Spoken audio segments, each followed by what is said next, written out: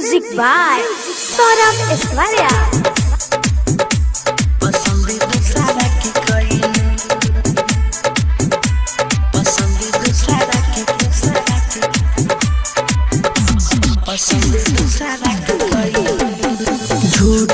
झूठो रानी की रिया तू खैलू पसंद दूसरा के कैलू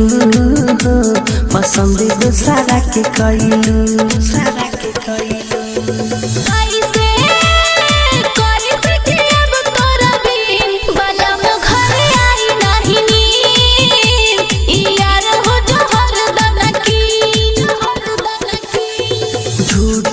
झूठो रानी की रिया तू खैलू पसंद दूसरा के कैलू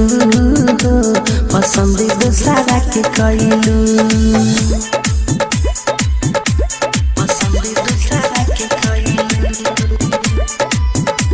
पसंद दूसरा के Saurabh Digital Recording Studio Motihari. पसंद दूसरा के कैलू पसंद दूसरा के कैलू पसंद दूसरा के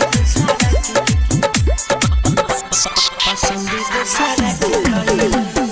कैसे तू गइलू बदल निकाल कोनो हल बचाव वाला बादी से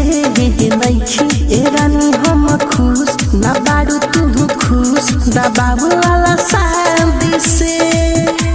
दबाव वाला शादी से तू ही उपाय कौन करा नहीं त मांग भरा जे होई से देखली जाई हमरो बिचारे हे बाटे करे जब हम फाटे के ना कुछ कर पाई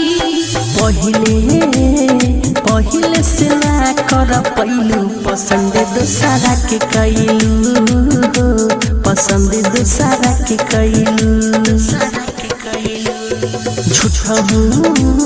झूठो तू रानी क्रिया खैलू पसंद दूसरा के कैलू पसंद दूसरा के कैलू पसंद दूसरा के कैलू पसंद दूसरा के Saurabh Digital Recording Studio, Patna. पसंद दूसरा के कैलू